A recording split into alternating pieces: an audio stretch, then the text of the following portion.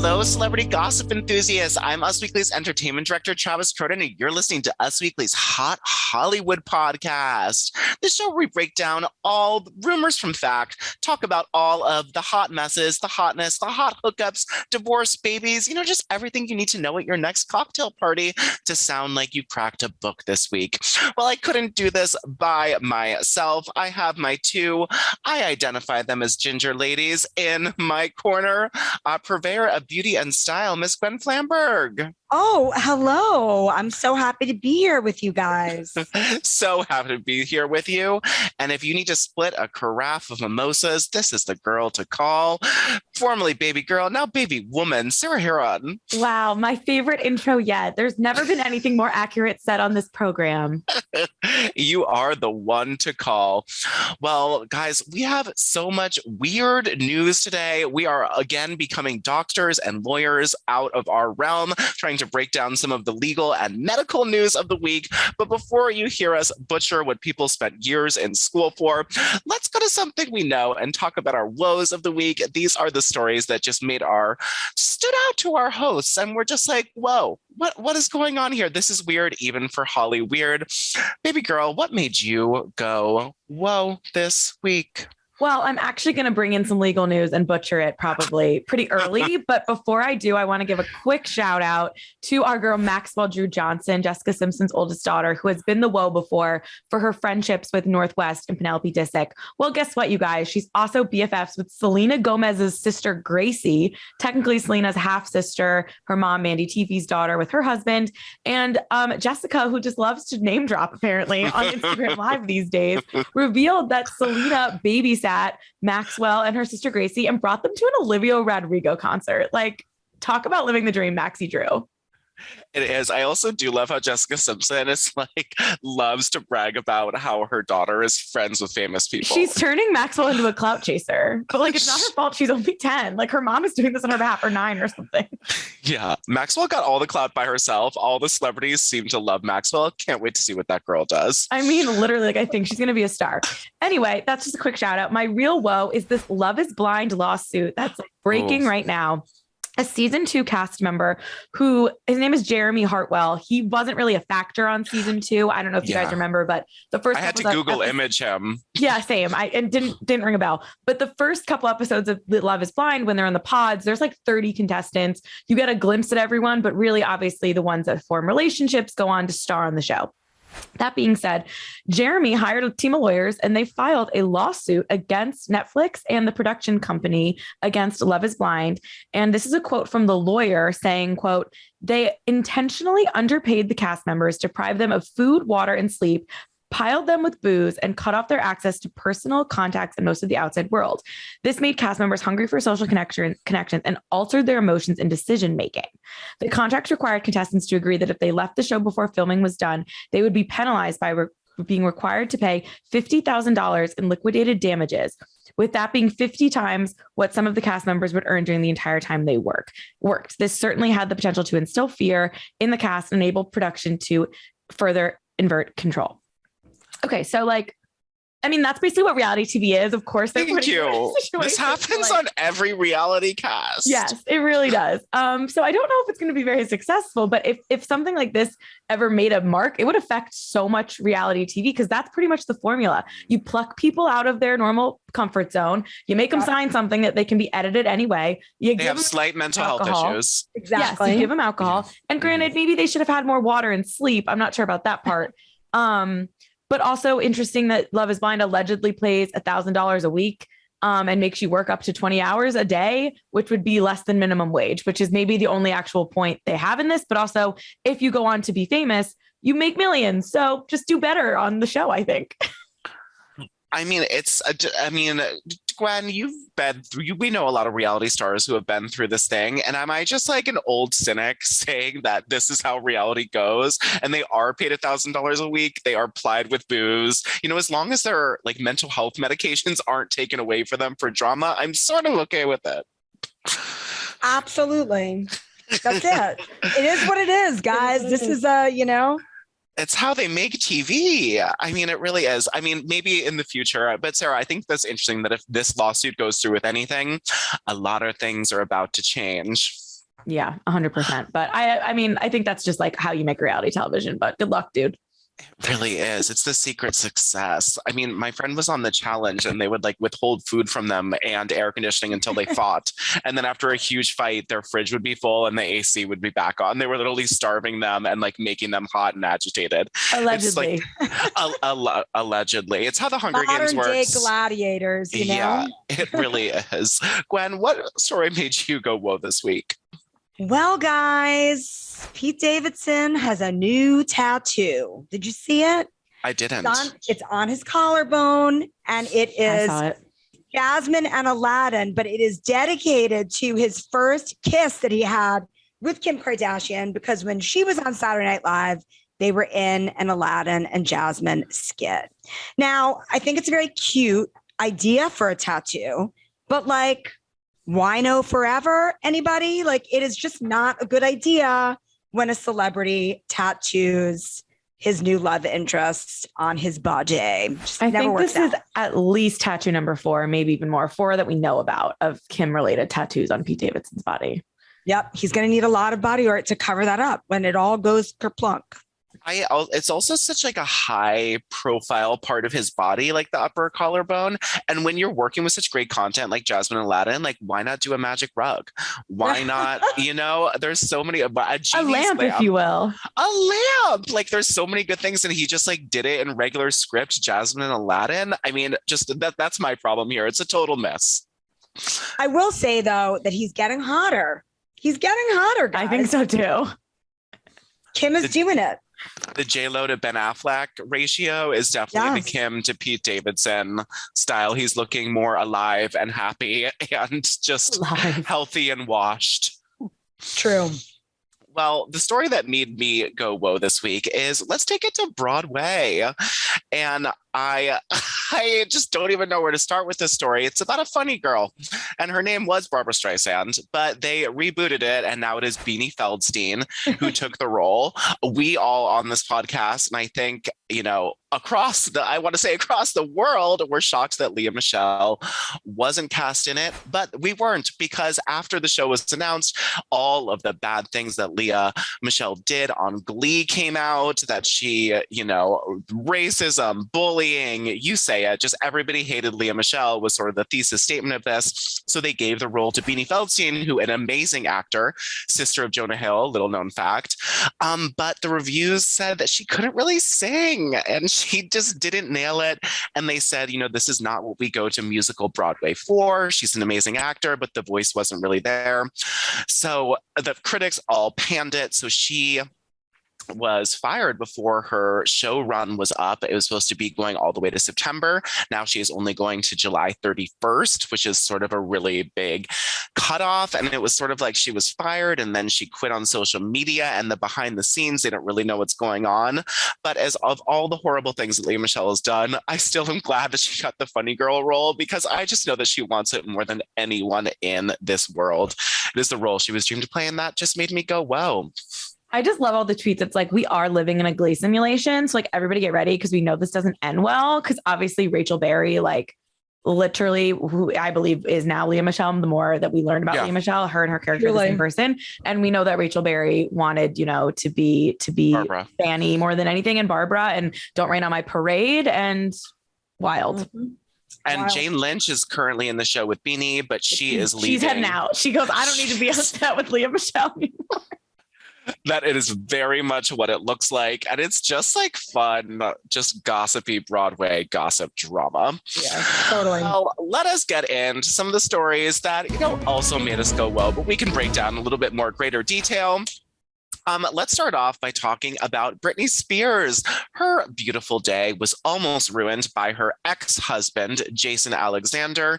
In the hours leading up to her wedding, Alexander bypassed security and broke into her house while live streaming himself on Instagram, in case you forgot. According to one of Britney Spears' bodyguards, Alexander tried, quote, multiple times to open Britney Spears' locked bedroom door on the second floor of the mansion, but was unsuccessful. Jason Alexander has officially entered a not guilty plea after trying to crash her wedding. Us Weekly can confirm. He entered a plea of not guilty on all counts, which is one felony count of stalking, with a prior domestic violence conviction, scary, and 3 misdemeanor counts of aggravated trespassing, refusing to leave the property, vandalism, and battery. In case you don't know, this is Britney's childhood friend, who they were married for 2 days in 2004. And he faces special enhancement charges because he was on probation for an unrelated case out of Tennessee at the time of this. He remains in jail with $100,000 bail and faces up to 5 years in prison if convicted. Now, I really don't understand how he can say not guilty for trespassing when every security guard is chasing you down and you're trying to bust open someone's bedroom door. Where I can't wait to see that legal argument. I mean, this whole thing was very scary, and this man is unwell. He's unwell. And our legal system needs to maybe figure that out.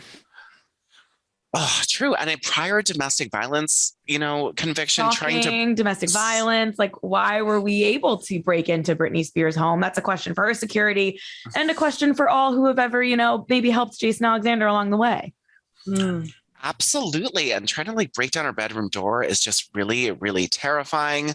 I really hope he gets some jail time because again, not a lawyer, but I know that the court hates it when you're on probation for something and you commit a felony. Yeah, they really hate that. So not looking good. Good luck on your bull ass plea, Jason Alexander. We wish you the worst. Well, let's move on to a fun story.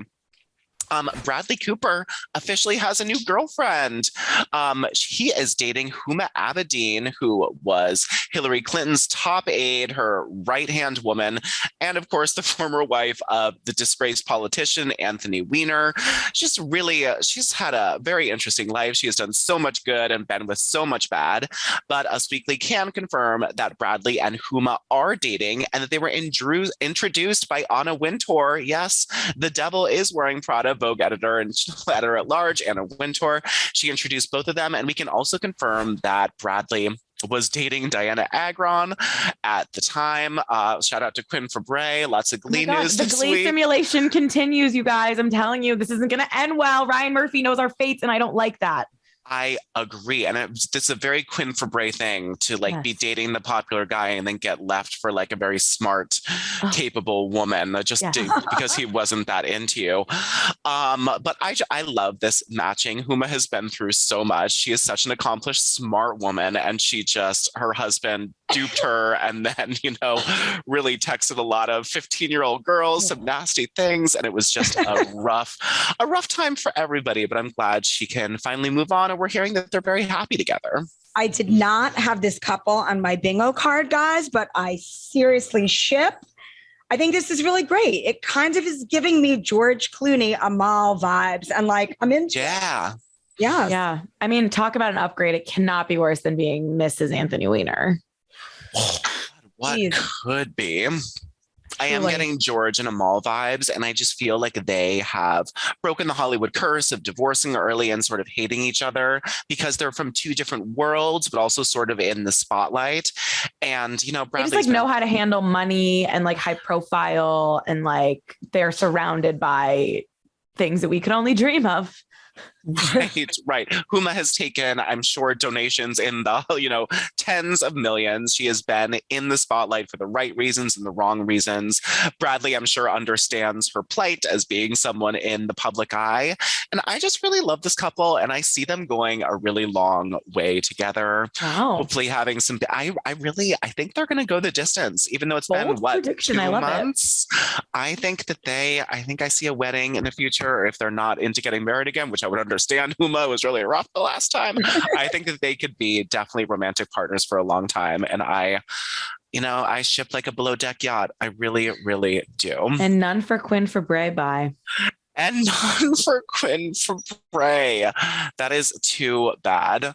Well, let's move on to some legal news because I saw a headline this week that I never thought that I would see. Sarah, I saw that Jen Shah admitted that she was wrong. Yes, she is guilty of being more than just Shah amazing, despite telling us for over a year that she was, quote, innocent. And you're innocent until proven guilty in this country. She has changed her tune, similar to how the court of law doesn't love when people, break their probation. They also, criminals, if everyone in your case is pleading guilty and you're going to try to go to trial, odds are you're not going to win. It's not looking good. When your number 2 changed his plea back in November and was planning to testify against you, not a shock, a week before your lengthy trial is supposed to begin, the lawyers finally got it through your head. Girl, ain't gonna end well. You're going to jail anyway. Let's try to get a lesser sentence. So in case you missed it, Jen Shah of the Real Housewives of Salt Lake City was accused of being part of a telemarketing scheme that defrauded mostly elderly people over the age of 55 by mostly selling like them. 85. It was like, yeah, it was, but it was I think, elderly 55, people over the age of 55. I'm sorry, everyone. That's not what I meant. That's just like how they're wording it. I thought most of the victims were in their 80s, but go off, Sarah. It was all kinds of victims. Okay. But basically they were selling these like lead lists and giving them like fake products. But she was charged with, she agreed to plead guilty to the wire fraud charge. And the U.S. Attorney's Office agreed to drop the second charge of conspiracy to commit money laundering if she signed this deal. So she said, and I quote in court, in 2012 to March 2021, in the Southern District of New York and elsewhere, I agreed with others to commit wire fraud. I knew this was wrong. I knew many people were harmed, and I'm so sorry. When the judge asked Jen if she knew her actions were wrong and illegal, she responded, "Yes, Your Honor." So she entered this guilty plea that is calling for up to 14 years of prison. It's likely that she'll get more like 11, if I had to guess, based on what I read from a lawyer. But she was facing up to 30 for this charge, and then it would be 50 if they didn't drop the conspiracy to commit money laundering. So she was facing up to 50, got it down to 30 by getting to drop the other one, and 14 for this plea deal. Okay. The agreement also said she has to pay $9.5 million in restitution. And yeah, she also said in court that she knowingly misled elderly people over the age of 55. Over the age of 35. And that she said, and I quote, "There was a misrepresentation of product regarding value of service, telling the judge that the product she was selling had little to no value." Oh, see, that's what we wanted to hear. We knew she was scamming them with just absolute zero. Got 11 years, though. I mean, she definitely deserves, she's taken so many people's fortunes. It is really messed up, but we're just not used to rich people going to jail for longer than, 6 days. I know. It's going to be interesting. And she's sentenced the day after Thanksgiving in November, or like the Monday after Thanksgiving. So, and we know that I think they either recently wrapped or about to wrap season 3 of Salt Lake City. So all of this will be on there, and then it'll start airing. But people are like, "Oh, BravoCon's in October." Will Jen be at BravoCon? Yes. Yes. To the big house. I definitely think she will. Knowing Jen Shah, she will definitely be there. She also, $9.5 million is quite a steep tab. And I don't think she has that, because as what we saw on the show, she was having like her poor mother using her money to help her with her legal case. So Jen, I don't know, she woke up one day and just felt guilty about all the things she did, including dragging her own family into it by needing their money for these lawyers when she knew she was guilty. I got the vibe that she had given her mother all of that money and had given her family all of these embezzled and laundered funds, and was sort of asking for it back. Call them back because they froze all of her personal accounts. Most likely that usually happens in a thing like this. So she was like, "Remember that million I let you sit on? Mom, daughter needs it now."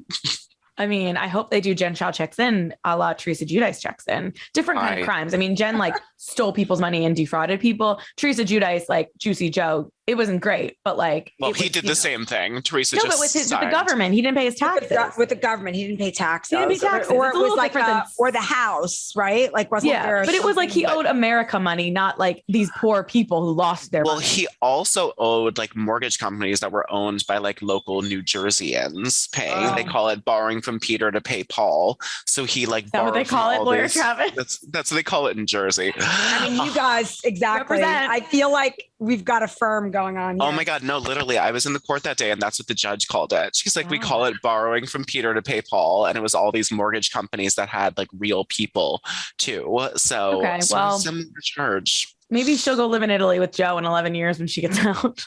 Maybe she will. Well, let's talk about drug mules and surrogates. That's a nice transition, isn't it? Cameron Diaz she's doing a little bit of both.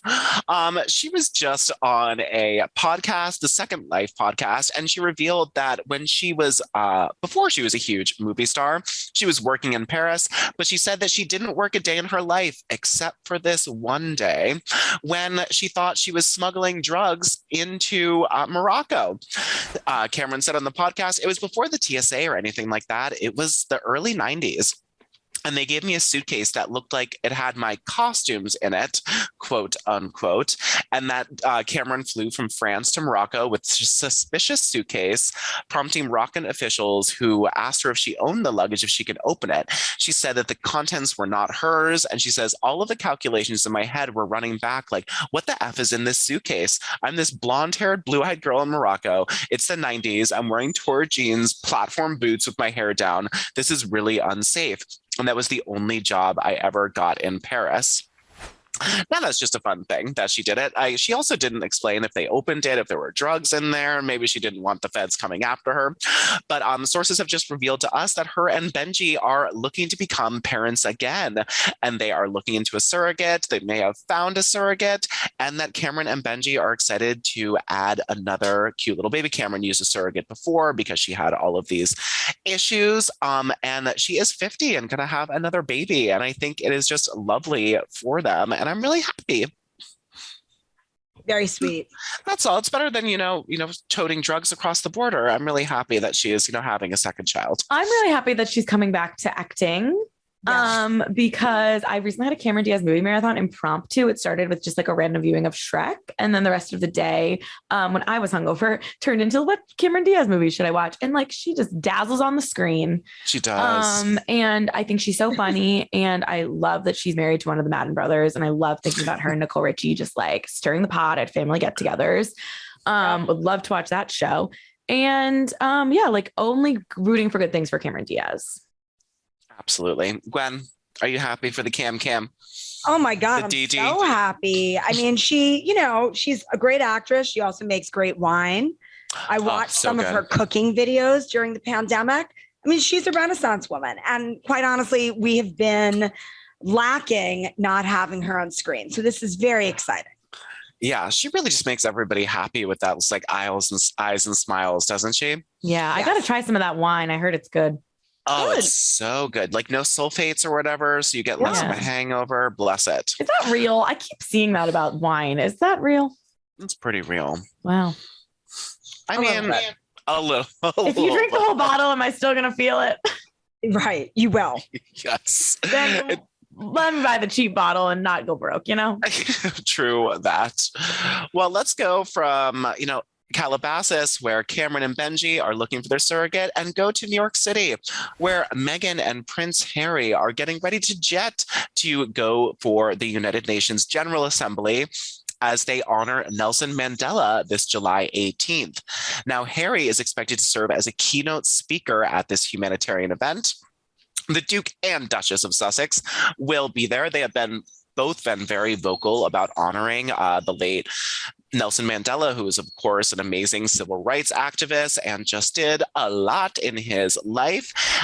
He also had a lot of ties to Princess Diana, and they had a really sweet bond until her death in 1997.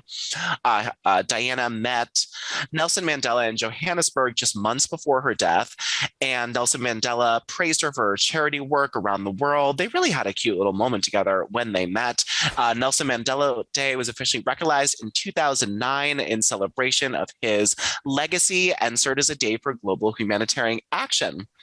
Now, Harry and Meghan are no strangers to paying a visit to the UN. They were invited last year to the World Leaders Meeting, but they didn't really say anything. They just sort of showed up.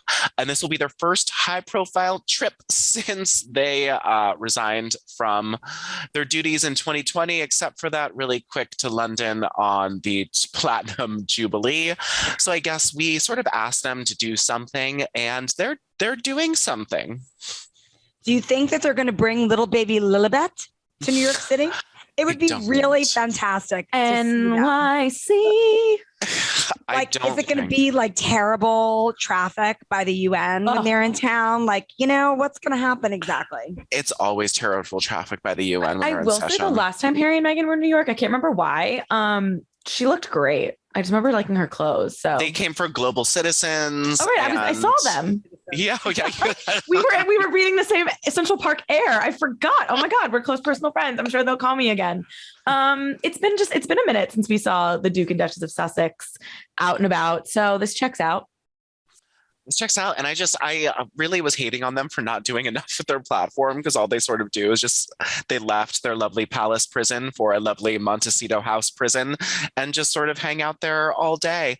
But it's nice to see them getting back to humanitarianism. We love playing tribute to Princess Di. It's like our favorite thing on the website, and everyone likes to click on it whenever anyone wears something inspired by Princess Diana, talks to one of her friends, carries on her initiative.